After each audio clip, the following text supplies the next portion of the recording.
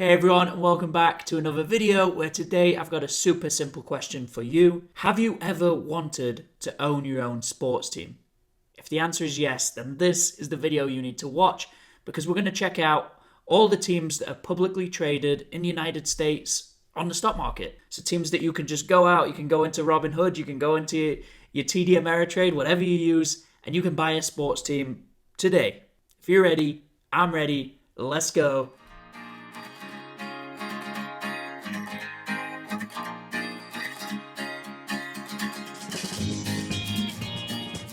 Alright, so I wanted to kick this video off with a little bit of why you would want to own a sports team, and then we'll dive into the teams that are available for you to invest in. So let's start off with the why. And we have to start with the why because there's something you should know right off the bat, and that's most of these sports teams do not make significant amounts of profit. They either lose money or they're barely breaking even, and that's a toss-up year to year, especially in a year like we had last year where these teams don't have people in stadiums. Even this year, they don't have people in stadiums. So they're having to rely on TV rights. That works out for some of these leagues that have, big followers around the world. That does not work out for, say, the National Hockey League, where the commissioner just recently came out and said that the league's probably going to lose in the order of $1 billion just for putting this somewhat half season of 56 games per team on. So the why in this case is not profit. The why is asset appreciation. What I mean by that is, take for instance a team like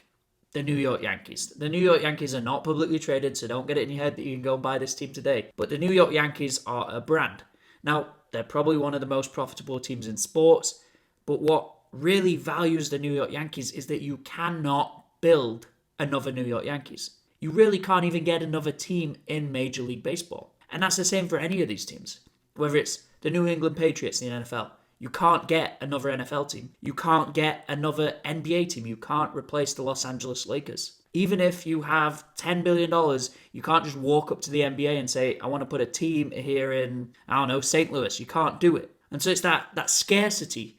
That's the only reason you would want to invest in a sports team, is that the scarcity would drive the value of the team higher and higher over time. And for me, as an investor in at least one of the companies we're going to discuss today, that's worked out quite well. I first bought this stock around about 7 years ago, and I've held it right the way through till today. It is Madison Square Garden. Now, when I bought Madison Square Garden, I specifically bought it for the sports teams. The New York Knicks and the New York Rangers are holdings of that stock. So if you buy into Madison Square Garden, the company, as I did, several years ago, you got those teams, you got a few extra teams, you got all the arenas that Madison Square Garden, the company, owned, and you also got Madison Square Garden Networks, which is the TV networks that those teams are on. Now, though, you could buy either the TV networks, those are now MSGN, Madison Square Garden Networks. Those show all the sports on TV.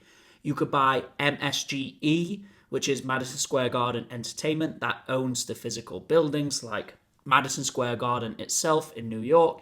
It also owns stuff like the Forum in Los Angeles. That is MSGE. Or you could buy the pure play sports product, MSGS, Madison Square Garden Sports. And Madison Square Garden Sports, in my eyes, still trades at a discount to its asset value. It's trading today around about $4.5 billion. That gets you the New York Knicks, a team that Forbes values at around about $5.5 billion. And that gets you the New York Rangers, a team that is valued at around about $1.5 billion. You add both of those up, that's $7 billion. So $4.5 to $7 billion. There's still a significant difference there. And so why I own Madison Square Garden is, like I said in the beginning, it's for that asset appreciation over time. See, I'm not expecting a get rich quick on this one. I'm not expecting it to go to the moon. No rocket ships on this analysis at all. I'm just holding this because I like sports. I enjoy the feeling of owning sports teams, even if these are two very poorly performing teams in recent years. I enjoy watching the New York Knicks play and saying, I own a piece of that. And if over time the Knicks begin to perform better, maybe they'll be a bit more profitable. Maybe that'll bring more eyes to the stock, and maybe this stock will appreciate even more in value. That's a big maybe, but I have already made my money back on this company and more from the numerous spin-offs. So I'm going to keep holding it, and I'm going to keep holding a piece of the New York Knicks and the New York Rangers. Another pure play sports product you can buy today in your trading account is Manchester United, and the stock ticker for that one is MANU.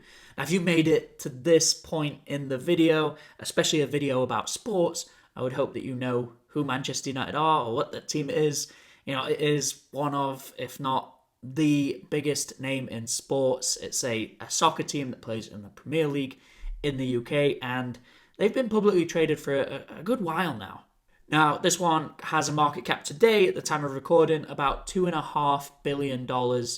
It also pays a dividend, which is quite interesting. It's a sports team, it pays a dividend. So you could own a piece of Manchester United, you could watch those games on the weekends, and you collect a dividend for doing so. Now, like the New York Rangers and the New York Knicks, I don't think that Manchester United is going anywhere, but this one should come with a big old asterisk, like I normally put on my videos, in that Manchester United could, in fact, leave the Premier League just through some bad performance. So the Premier League is set up such that the bottom three teams each year leave the league. They go down into what's called the Championship. So if Manchester United have a particularly bad season, they could end up out of the Premier League. I don't know what that would do to the stock, but it would almost certainly destroy it. They're not going to earn the type of money they earn in the Premier League in the Championship. They're not going to get the TV rights that they would get. Usually teams that go down, they bounce right back up, but a few years ago, a team called Leeds United, they used to be all the rage in the Premier League. I'm talking early 2000s here. They had a pretty bad run at it. They ended up dropping down into the Championship. They ended up dropping out of the Championship, so they just went all the way down. They started tumbling. They are now back in the Premier League, but that has certainly taken its toll on the team. And what you should be aware of, especially with Manchester United, is that it has a significant amount of debt. The Glazers, when they bought the team, they financed the entire purchase with just massive amounts of debt. And so if Manchester United was to find itself falling into the Championship, there's a good chance that they might not be able to continue making those debt payments. So that is something that you should be aware of before buying in this team. Now, everything I just said is very unlikely. This league, the Premier League, is almost 30 years old now, and Manchester United has consistently seen themselves finishing in the top half of the league. The big risk that I see is that they do just that. They finish in 10th place. They finish in 10th to 5th for 3 or 4 seasons and don't make it into Europe and don't compete for the FA Cup or the Premier League title. They don't get that big revenue boost each year from making it to those tournaments or making it deep into those tournaments, and they struggle making those debt payments. That could happen. That's the more likely scenario, is that you hold this asset that costs $15 and change per share today, and you buy it, you hold it, and it just sits there. It just sits there and does nothing, and the asset doesn't appreciate because they're not really like this team that everyone wants to get their hands on. It just sits there. And that's why sports is something that you should probably only invest in if you have at least a vested interest. If you're a Manchester United fan, buy Manchester United stock. It adds a little bit of you into it. So when you're watching a game, you're like, I own this team and I hope they win and I hope they perform better, so that the stock doesn't just sit at $15, it pumps up to $20. But yeah, moving on, let's go over to baseball, where we're going to talk all about the Atlanta Braves. Now, this one is a little bit weird. It trades under what's called a tracking stock. So you don't actually buy the company itself, you buy an asset that tracks the performance of the company as a division under Liberty Media. So Liberty Media own the team. You can buy the Atlanta Braves division of Liberty Media, but it's just tracking. You don't actually own any assets. You're just tracking the performance of the asset. So heads up to Robinhood users, you will not find the Atlanta Braves in your app. Robinhood recently stopped the purchase of trackable assets or tracking stocks like the Atlanta Braves. If you use a different brokerage, you'll find it there. The stock ticker for it, if you're looking for it, is BATRA or BATRB or BATRK, and those just give you different voting rights depending on which one you end up with. So like the other two stocks we've mentioned in this video, this is not the most profitable company in the world. The Atlanta Braves are a baseball team. They very rarely make significant amounts of money. This is a scarcity play. Atlanta Braves play in Atlanta, and they play in Major League Baseball. Major League Baseball has not added another team in around about 20 years. It's a long time. And even if they were to add another team, it's unlikely that that team would land near Atlanta. It's pretty secluded, at least from major cities around it. So the Atlanta Braves are the nearest baseball team to a huge metropolitan area, and that's some scarcity value right there. What's cool about this one is the Atlanta Braves also own their stadium. It's called SunTrust Stadium, and it's worth probably about $700 million. That's around about how much it costs to build that stadium.